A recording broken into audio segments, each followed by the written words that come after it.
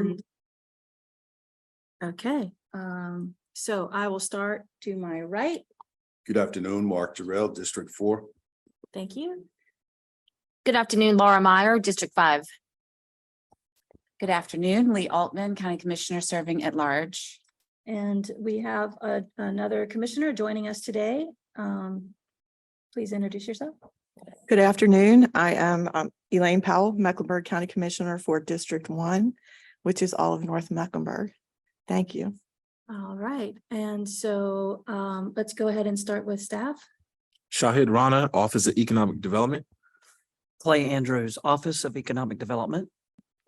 Agustin Velasquez, Office of Economic Development. Keisha Whitley, Office of Economic Development. Leslie Johnson, Deputy County Manager. Mike Bryan, Deputy County Manager. Lee Jones, Mecklenburg County Park and Recreation Director.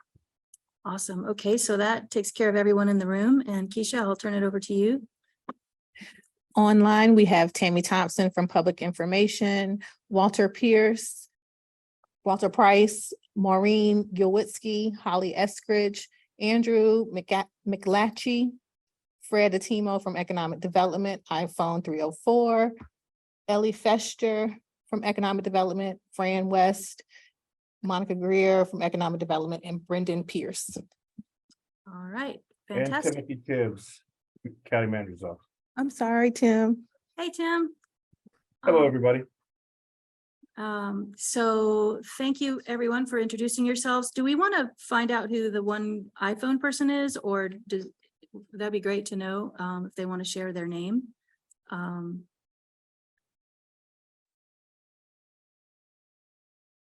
Anyone? Are they're writing their name? Okay. All right, great. So I am now going to turn to Deputy County Manager Leslie Johnson. Sure, good afternoon. If there's one step, if you don't mind, beforehand for the agenda, we need the approval of you have 2 minutes before you. That is both May 2nd and May 10th. Oh, right. All right, thank you. Uh-huh. Okay, so do I hear a motion for approving the meeting minutes from, let's go with, can we do them both at once, or do we have to do them separately? Again, unless someone chooses to separate them. Okay, let's do them together, May 2nd and May 10th. The May 2nd meeting was a regular ED committee meeting, and the May 10th was the joint ED committee meeting. So hopefully you've had time to read over the minutes. Do I hear a motion to approve? So moved. Second. All right, let's go with a roll call vote to approve. All those in favor say aye. Oh, that's not a roll call vote. Sorry. We're all saying aye. Okay, it's unanimous. We don't have to do a roll call vote.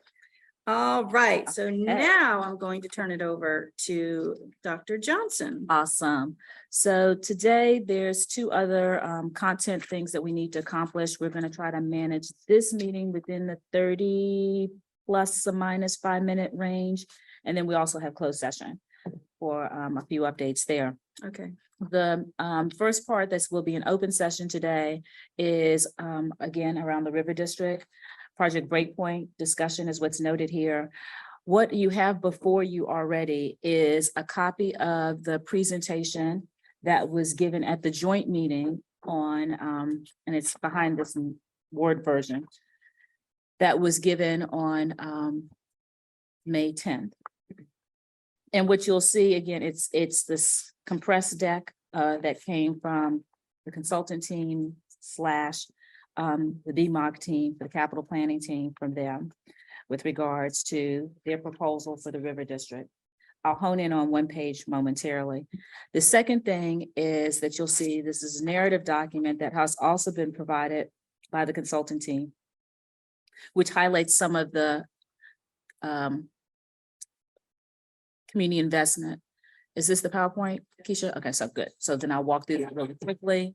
The purpose and the objective of today's meeting is I'm not going to spend a whole lot of time just making sure everyone's clear on the previous slides that have been presented. But the essence of this meeting is for we to receive your perspectives and feedbacks of things that we should take in consideration as we continue those conversations with the consulting team, coupled with also our city partners, so that we're working at a vantage point that has your viewpoints already at the table to the best of our ability. Now, at that meeting, I shared with you, and I'll start here, big picture. My lens of it already, how I've documented is economic impact, which is equally important, you know, from property tax, sales tax, tourism. But the community impact is almost like as important, if not more important for me in my lens. And that's public use, it's youth programming, and youth programming can show up in a multitude of ways. It could be camps, clinics, scholarships for various programming. It's access to trails because the site is near a walkway or greenway entranceway. It could be a potential trailhead, MWSB participation, what that looks like potentially at the individual level, meaning as well as contractors, and trying to ensure that we have diversity for vendors to be participating in these. So like if they make it an entertainment venue, how are they assuring that they get the diversity of those entertainments and things that are happening from a programming? But then it could also be on the construction side, right? And or it could be, there would be concession. How do you ensure if there's an outside vendor used for concession that they had these other types of vendors that are also considered from an MWSB lens? Workforce development with the job and career path opportunities. So what we'll eventually probably need to find out, how many people are they anticipating being employed at this site? What does that look like? And see if there's any kind of diversity commitment there. And then last but definitely not least, are you paying attention to this? Last but not least is protection of green space and environmental impact. You can bet that not paying attention. Okay, so that's kind of the short list of things. But again, I would like to hear a little bit more meat from you to make sure that I hear your perspectives and the like as it relates to that. What I will do is walk through here just kind of quickly to see if there's any questions or points that I can expound upon from what I know. We'll skip the agenda slide and go straight into the content, which is they were showing exactly where the River District is. In this, it's kind of hard to see, but the intent here is to really help you understand that this is an envisioned complement to where we are with the River District. If you go to the next one. Before you go to the next one, can you just point out where on this is the tennis complex? Because It's on the upper, and I was going to try to see if it's on the next one, because you can't see it right. And on this one, I never could see it's it the other day. upper. It's the upper piece that's right here, but you see what you see here is so small. This does not depict what is going to be there, Oh, but okay. it's up here. It's up in here. Now I'm thinking there is a slide that gives us a little closer, like this, because all of this is the River District. I really want to go straight to Breakpoint, but let's kind of go, because that was the update. I really wanted the River District one. And they don't show it. It's still not here, but it's this upper, it's highlighted. It would be this upper quadrant up here Okay. is where it will be placed. Okay. So, Keisha, I'm really trying to start with the project overview one, which I don't have a slide number, but are you in there? Yep. Is this? Yes. Okay. So we can go one more. And after that, so here you'll see that they were highlighting a few things with regards to the opportunity for our community. And that is, elevating tennis in our community to have this world-class tennis tournament, which we don't have here. It would also complement all the other sports that we have in our community, from basketball, professional basketball. We've got soccer, we've got football, we've got baseball. So this will just round us out a little bit more with regards to being in that lane for tourism, as well as the benefit for our community. You have a regional destination. So again, this is going to be an attractive place for people, not just here as residents, but for people in a region who is very interested, just like we have people who the Panthers are the Carolinas. So you get support from both South Carolina and North Carolina, and a host of other sporting events draw from the region. And the last thing that they were highlighting here is around the community impact. And again, what you see noted here is access to tennis from a public venue perspective. You see partnerships with local schools for community programming, but of course we know it's more than schools, it's also park and recreation and the like would be another element of that. You'll see beyond that, they talked about even the potentiality with pickleball, and there's the growing demand for the interest in pickleball. I'm not going to spend much time on the next slides, but the next one was just highlighting the Western and Southern Open and giving information as relates to 19 of 20 top men and women in the 2022. So highlighting how elevated this tournament is. The next one, if you go into, is just, it's showing that this is the Masters 1000 and showing how it fits in with regards to the relationship to the Grand Slam. The next one is the draws that they anticipate, and really talking about there's this potential going from 56 to 96 goes to the current tournament is 1 week. So it'll be 2 weeks of activity that would happen in our community over this time period. And they anticipate that this is starting potentially in 2025. The Masters 1000 has already started to make that transition with the other host communities. And so their phased rollout has the Charlotte one coming later into 2025. The next slide shows the economic impact that's anticipated. What you can see is the dollar amount of approximately $275,000 just from this tournament on an annual basis is what they're seeing.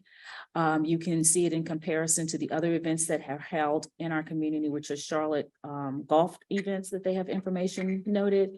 The Wells Fargo one, which just happened a couple of weeks ago, was the 77 million and 115 attendees. So you can see that this is going to be more than double the potentiality as it relates to who will be in our community, dollars and the like, and investment. They're showing you the Indian Wells Masters in the Miami, and you'll see at the entry point, those two are a little bit larger in scale than they're anticipating here, but they're just giving you some other reference points. The next slide just shows the other peers that are doing these such size Master 1000s tennis tournaments. Then you get a couple visual schematics of the site. The next one is being able to see the visual of the various sizes of complexes. That you have 4 stadium size, a large size, medium, and then maybe smaller size, and then the various courts that will also be practice courts as well as other types of play and tournament. When you go to the next slide, you'll see that there's also the opportunity for food trucks, and you can see that there's opportunity for like an amphitheater, like seating that could also be accessible for other types of activity. Then the last couple slides that you have here, I'm not going to spend much time here. It's just talking about how it's a catalyst, the interrelationship for the different types of tournaments and interests, and includes collegiate activity as well as pickleball tournaments and the like would be an attractive beyond the Masters 1000. When you go into the public and the next slide, which is the public partnerships and community investments, they talked about affordable access, community programming to include after school programs and summer camps, scholarships, and public park.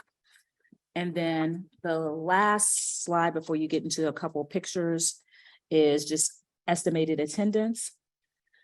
They are not new. The next slide is they're not new to this. They are already doing some of this work already. And so they are saying that they have a proven track record and they would imagine that they can continue such efforts here in the Charlotte-Mecklenburg community.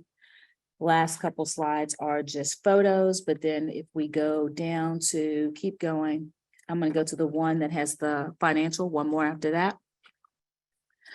This is the contributions that they're showing that they anticipate, which is really from a financial perspective that they could be contributing 2/3 of the total anticipated cost. The public partnership would be 1/3.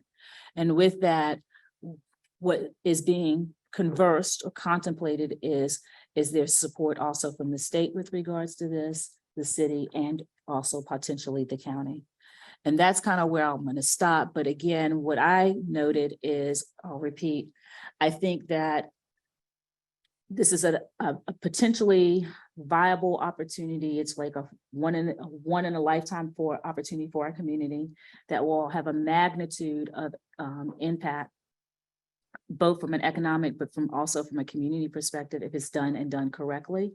And things that we need to be intentionally and mindful about are things like MWSB participation, programming and access to the public, as well as a host of other types of things and the impact, if at all, we can quantify for workforce development and like.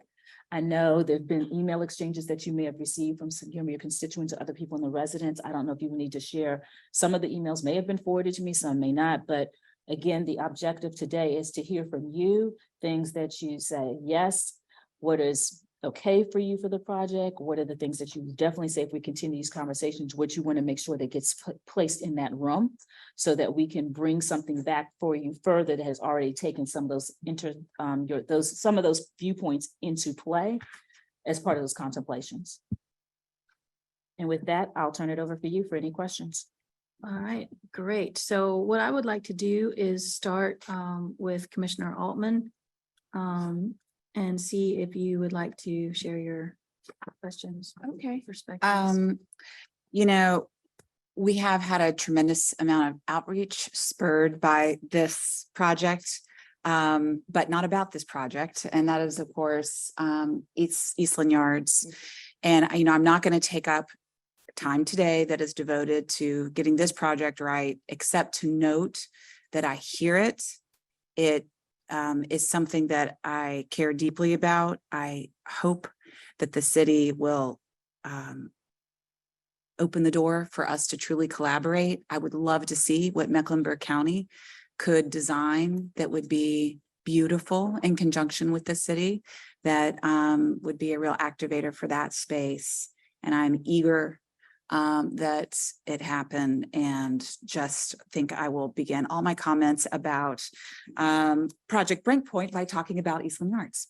So having done that, I will say, repeat really for anyone in the community that's listening, I think probably everyone here knows this, that, you know, for me, when I look at this, it's not about loving tennis. You know, it's not about tennis being something I am enthusiastic about. It's not about me being a sports enthusiast, actually, or thinking that you know defines this community per se. What I look at this project is an opportunity to bring in $300 million every single year in economic benefits, economic activity, which allows us to tax that activity, often from people who don't even live here, use that money to fund public health, mental health, education, welfare, and the environment, which is our mission. And we know that the more that we can get from businesses and tourists, the less that we need to tax our residents. And that is very important to me, especially at this time of the year where we're all very sensitive to the burdens that we place on our residents. So I look at this in a very unemotional way from the standpoint of what benefit does it bring to Mecklenburg County taxpayers. And then I would like to say, Dr. Johnson, that I like your list. You said public use, youth programming, access to trails, MWSBE, workforce development, and protection of green space. I think that's a good list. Okay. I asked this at the last meeting, and I'm not sure I got a clear answer. But my two questions would be, and maybe because it's not easy to say, but I want to at some point have clarity around what is our ability to create a community benefits agreement that is not sort of what's been discussed and what we hope, but is actually a contract that is enforceable. I want to know that the community benefits that are being promised will be a floor, not a ceiling, but something that we can depend on. Just like with a BIP or a TIG, we've got a contract. If they don't deliver, we don't deliver. So I want to confirm that for the list you made. And then that's my first question. And then my second question is, I'm very interested to know when is this shaping up to look like a business investment grant or a tax incentive grant? Because I like those methodologies, because then I can see and I can tell the residents they're generating the money that if we don't help them come here won't get generated. They're generating the money, and only out of the money that we document they generate do we return a portion of it back. And we only return a portion of it back on a yearly basis. We dribble it back as we document they're bringing it in. Because then I know and I can demonstrate to residents that this is we're in the black for them, on this investment. They are definitely getting the return, and we drip it out every single year as the money comes in. So I like that approach, and I'm interested to know if you know yet, what is the likely vehicle if we were to give incentives that would be here. Thank you. Okay, thank you. Okay, so I think, many of us have similar questions around what are we talking about? I have the very same questions, like, are we talking about a TIG? Are we talking about a business investment grant? Like, do we have any, I just wanted, before we all ask, similar questions, I just want to know if you already have any information that you can share with us around numbers or. No, what I would say, it's too early to determine. I have not had any, I wanted to do this conversation Okay. before we've had any additional conversations with Project Breakpoint team. Okay, And so I don't know what the nuances would be. If you said a third of the dollar amount of the projected, it's like 120, 125. Clearly, that would not all be coming from the county, right? We know that. clearly. And I know yes. there are conversations that are trying to happen with, interest and support from the state and the like. I'll play out. I don't think it's going to be this, but I'm going to use this illustratively. If it was 125, that would be 7. So if it was 125 divided by a third, thinking city, county, state, though I know that's not the number, I'm just using this illustratively, we would be talking 41. be about 31 to about 40 million. 41. 40, about 40, because 125, 7, but yep, so it'd be about 41 million. So that's kind of, don't think it'll be that, but if you were to look at it from that perspective, it would probably be no more than 40 or 41, if you wanted to use as an illustrating point. I think what we will do is, once we know those numbers and understand what's the state level contribution, because sometimes we pay, when we even do the business investment grants, we have to understand what the state is contributing and everything like that. Factor those in, and we will still be doing like a REMI model and everything like that to accompany it. So we'll be positioned to say, okay, well, if we're putting in 41 million, what will it take to pay it off? What are we anticipating based on their development? What will we be gaining in taxes, which will be associated with the property, not necessarily, so what I'm looking for, the sales tax and the like of those projections, which would be more over on top of that. So that's what we will look at and see how long will it take for us to pay ourselves back and all of those types of things. I would imagine, because the dollar amount is relatively small, it may happen it may happen quicker than we may think, but I don't know that definitively, but we will look at that. Okay, I lost track of your questions. CBA. Our Community benefit. community benefits agreements. Yep. An enforceable part of any deal we can make. I would say most likely, yes. I mean, what we have done historically is, I'll use something differently. I'll just say, we have experience putting performance expectations into a contract, even in the instance where the money was not aligned to a business investment grant, which is meaning it's incremental payment, but it's front end payment. We do have experience already of doing something that has contractual agreements with regards to expectation. And we have staff that are monitoring in it. And in that, there is fail to provide based on those performance arrangements, then they have to pay back. Okay. Thank you. All right, excellent. Commissioner Meyer? Sure, thank you. I guess my question is around Crescent Properties. There's nothing, we can't hold them to anything. We can't hold them to the amount of green space that they promised. That's not our land at all in any way. That's not our land. That's not our land. They have had on the Crescent side, and this is not a Crescent. This is not Crescent, right? So this is. You mean the tennis, The tennis is not Crescent, right? So with regards to Crescent, it wasn't our land or anything like that. right. So it's just part of the development agreement. What they would have also committed to as part of rezonings and stuff like that. There is still the commitment to partner with the county for providing park and recreation amenities that's independent of this. Independent of the tennis. Independent of the Okay. tennis, right? So Okay. that still exists. Those things are still being conversed with Park and Rec. There's an identified, what I'm gonna call like site and location where it's gonna reside and the like, and we have a little bit of information as it relates to that already. Okay. I just think it's worry- roughly 10 acres. I think it's, I don't remember off the top of my head, but we do have that information, and that's to the side. So we will get that. That agreement hasn't been finalized, but that is already in the mix, but it's separate.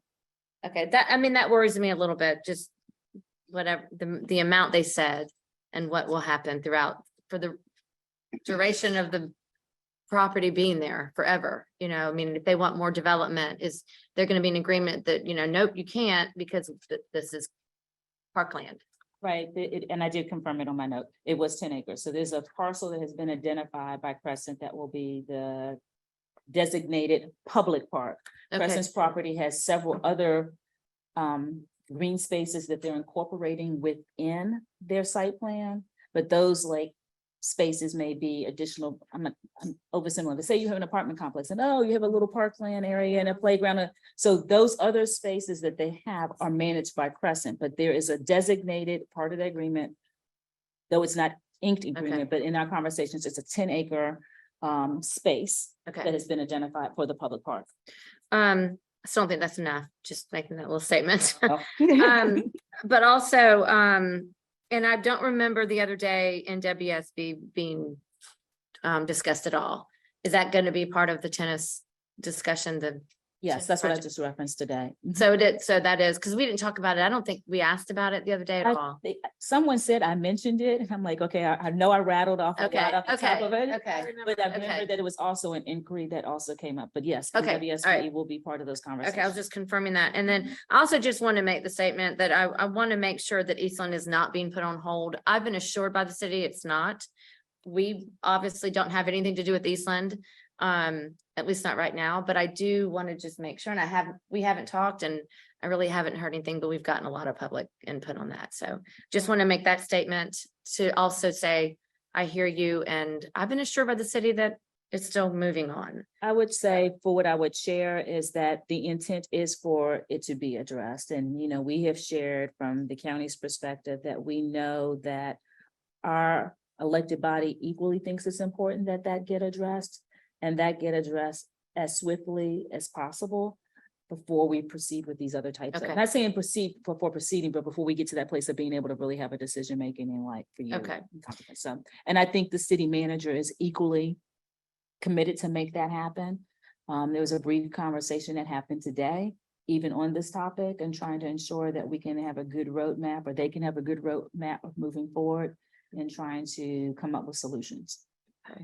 And my last thing, I just also want to make the statement that, I think is BMOC, right? BMOC. I think they have a proven track record when it comes to community, commitment. And I think that and I said it then, I would like to see how it translates here because it will be different.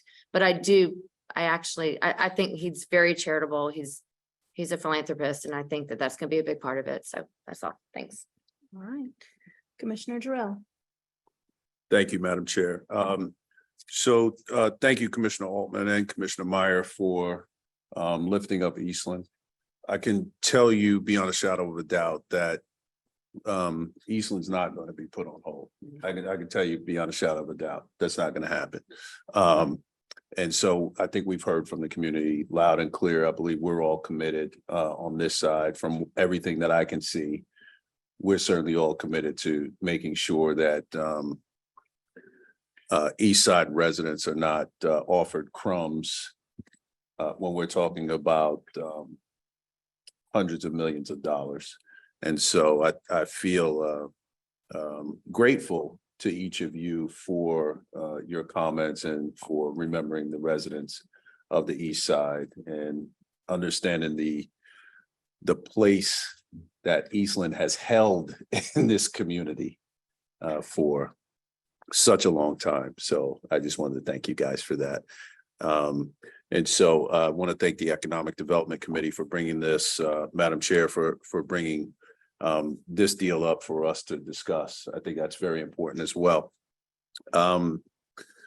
So a couple of things that I would say, Dr. Johnson, I think you hit the nail on the head with respect to our lens in how this would make sense for us and the things that we would need addressed.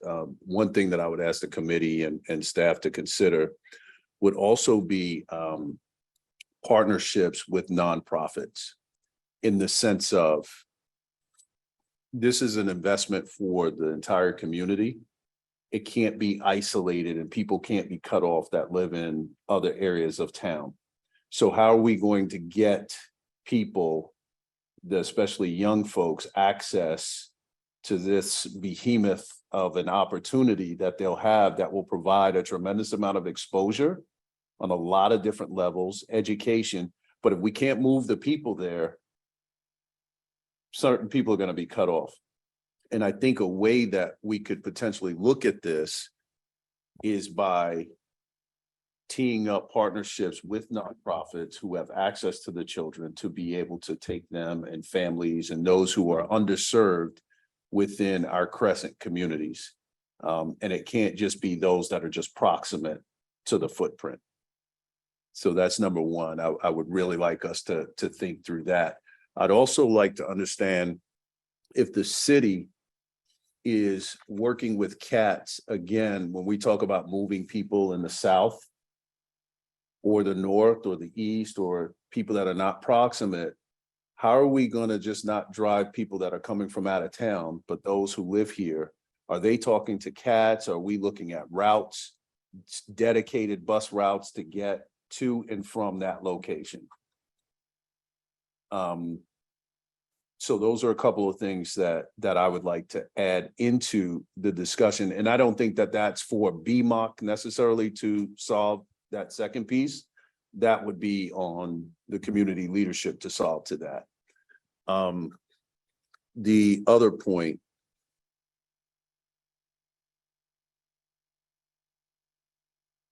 I think from an economic perspective, I think the ask is reasonable with respect to the private side coming in heavy and the public side coming in where the ask is. I mean, I think this is one of the first deals that I've seen since I've served that it seems more reasonable. I also will say that I feel like the BMOC team has checked a lot of the boxes, but with that being said, I feel like we're painting with broad strokes, right? The devil is going to be in the details, but I think it's up to us to make sure that those details have I's dotted and T's crossed. I don't think it's on anybody else. And so teeing up the community benefits agreement, I think makes a tremendous amount of sense as we move forward.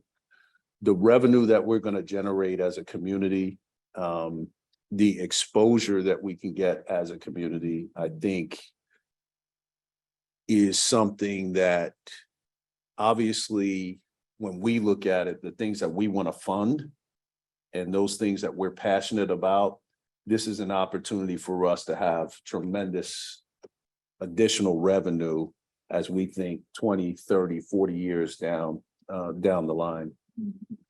So I think there are a lot of positive benefits here. But there are things that we're going to have to really think through. We don't have a long runway to think through them either. And so I think, again, getting into the room, Dr. Johnson will be there and able to communicate this as far as what makes sense. How do we make it happen? I don't think we should create artificial barriers.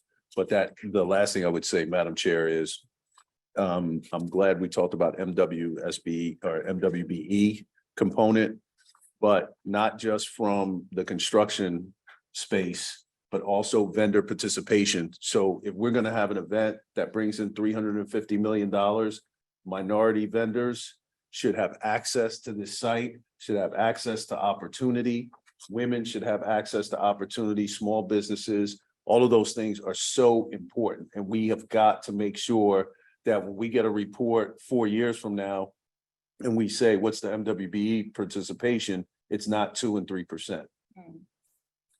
So thank you, Madam Chair, for the opportunity. Yeah, no, thank you. And I think I really agree with, the devil is in the details. And so a question that I have for you, Dr. Johnson, is of the $275 million economic impact, I think it would be super helpful to understand a little breakdown of what that really means for us, like how much tax revenue is part of $275 million of economic impact. Like, how much programming do we get to do with that money? How much investment do we get to do in other things with that? And so that is, for me, sort of the huge kind of elephant in the room, like until we really know the economic impact and the ask, I think some people are going to be extremely enriched by this project. Okay, there's going to be some millionaires made out of this project. And I think of the boon that it is to the hotels that are going to be nearby. I think that that's a boon to Crescent. Like they're going to be able to make a lot of money selling the land around, this project. And I want to make sure that the county is getting enough impact for our investment. I would rather see more private investment of the folks who are going to make the most money. And so, I do think that having the REMI model will be really helpful for us. And I think that going through that process, I agree with Commissioner Altman, that gives me a level of comfort that we're actually capturing what it is going to cost the county, what it's going to bring to the county and to our taxpayers. And so I'm super concerned about that. I think that I definitely understand how it looks to the community, like we're giving, perhaps tens of millions of dollars, to a project. But when we look at it as property tax rebates, I still don't love that, but we have to be able to present it in real terms and not ethereal terms. And so that's going to be hugely important to me. I do know that if we did not approve this project and if we were not part of this project, that land is extremely valuable and Crescent is going to do something with it. And if they don't do this with it, I like this better than something else that they could do with it.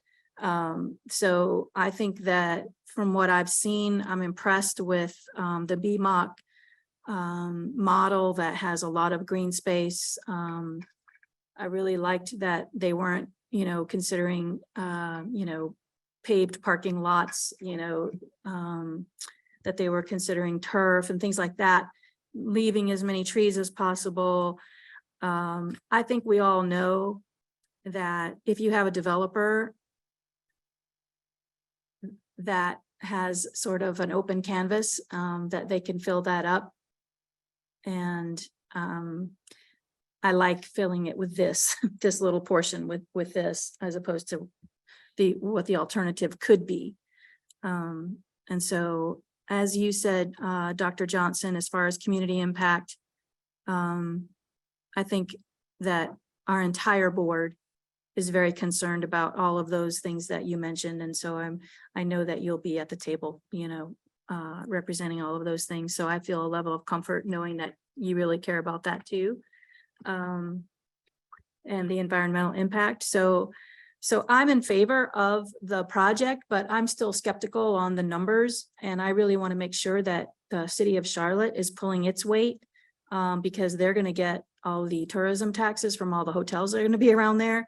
And I think that's a big deal.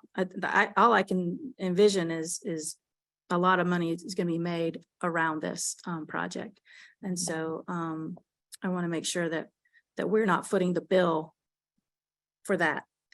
We're footing the bill for our community to get benefits, not footing the bill so that people can make millions of dollars off of it. And that's my huge concern always. Commissioner Powell, do you have additional questions or points that you'd like to raise? Please go I ahead. don't even know where to start. Okay. Go for it. Before she starts, can I say one thing, just really quickly, just to correct something? Huh, what's I'm up? running out of time. Closed session, don't forget about closed session, rights, but we'll let her say that. The one other thing I wanted to make sure I share with you is, it was in the, when I wanted to go by really quickly. The total number of preserved open space is 550 acres. It's just the county's part is the 10. But the we public. can't, there's nothing we can do about that 500. And the five, they Right. got the 2.5 miles and blah, blah, blah. There's 30 other parks, Right. 29, I guess, parks, of which one is ours, but just wanted you to have that as that list. Thank you. Sorry. So out of the 550 acres, that's a zoning commitment in up to 30 parks. So it's not just a promise on the plan. It's a part of the, it's a part of the rezoning. deal. Part of the So it's a zoning, zoning okay. commitment from with Crescent that 550 acres will be there. Okay, thank you. I appreciate that. Yep. That helps. And park could be micro park. I know. Micro. Anyway, I want to start with the Eastland again myself, because I've heard so much from Eastland and I lived there for so long. And just ask everyone to think about what that feels like. Like, what does that feel like to them after all these years of having that stagnant space and then seeing the pace of this project being pushed through for what looks like is going to be an enormous ask for public investment. And so I agree with all of you. However, whatever we can do to make sure the city understands how this looks and what it feels like, we really need to do that. And I would like to ask, since Lee Jones is here, you know, in the minutes here from May 2nd, I made a friendly plea to ask the city if they would ask Park and Rec for draft proposals on what can be done. Have they asked for that? They haven't asked directly for a proposal, but they have asked us to be at the table with them and sit as they're developed in terms of how the open space would be utilized and how it would be created at the site. So that's disturbing to me that, you know, I made a plea for that. There seemed to be agreement that there could be public solutions. And why is it that you can't even do draft proposals? Like- Can I just time out for a second? This is not germane I to the know. topic. I And so I think we need to have that conversation another time. Okay, So we need to stick to the. and I'm good. the That's all demo. I wanted to say. Okay. Okay, but it's hard. Thank you. I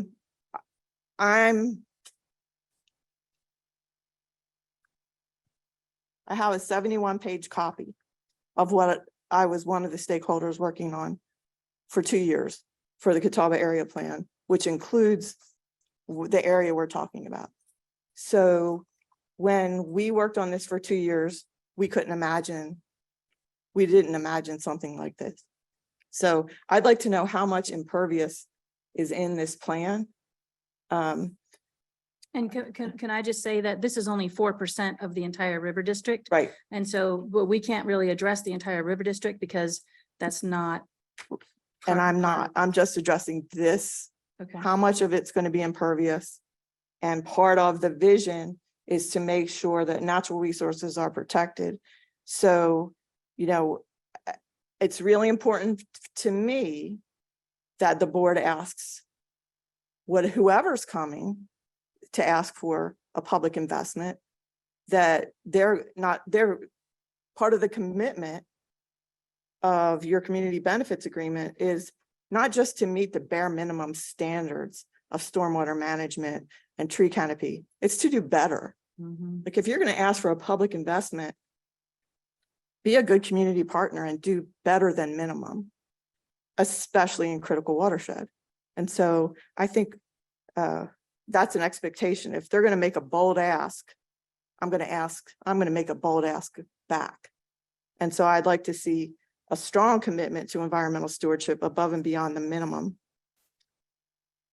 And a commitment, and I want to make sure that Dr. Johnson was talking about the size of a park in this tennis project. Were you talking about 10-acre park in the tennis project? No, I was talking about, there was the inquiry was around the river district as a whole.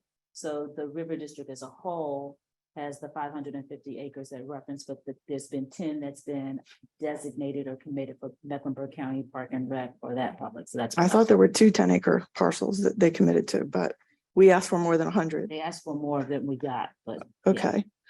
And it's also really, for me as a commissioner who lived, or who is so familiar with this area and this like hearing about the project, that there is public affordable access. I know you talked about that in the meeting because I watched it, Dr. Johnson, how important that is. But if we're going to make a public investment, we need to make sure that it's available to the public and not just once or twice a year on a regular basis. And I like what Commissioner Jarrell said about how far away it is. I mean, how do we get people who are cut off from West Charlotte to be able to have that opportunity? And I think those are the major things that I am really asking for. I want to make sure environmental stewardship is part of community benefits. And I really appreciate what you said about it being above the bare minimum Yes. requirements. And and I wish that we could ask for that in the entire river district, but I know that it's not our topic today or ever. Because we don't have a seat at that table, apparently, I don't think. And I would just ask everyone to think, like, this is the Catawba River. And so it's a tiny river that supplies the water to this entire urban area. And while water quality is important, so is water quantity.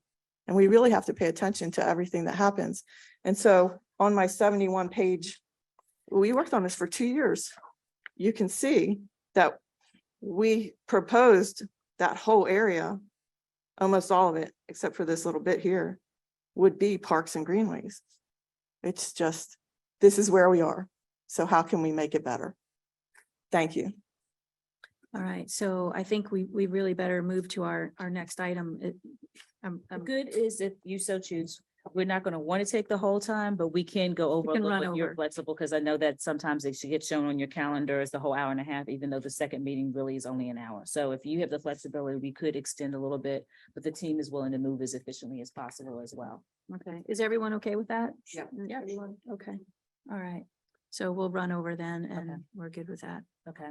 And there's one other thing that I think I want to mention as it relates to this project. I mean, again, as you may already be aware, the conversations that we've had really early on, they have a commitment to really be nimble, to hear our viewpoints and to try to accommodate those things.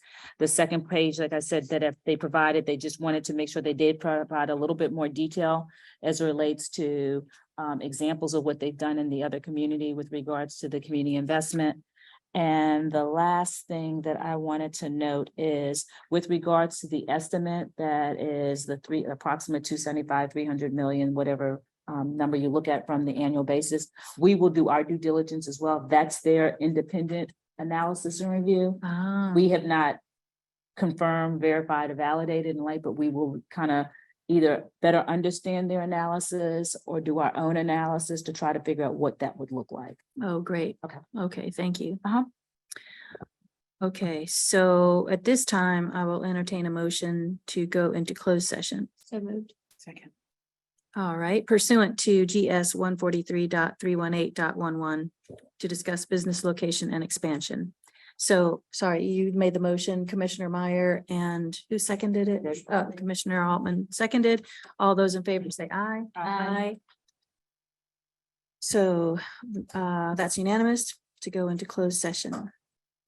We are out of closed session, but now we need a motion to adjourn.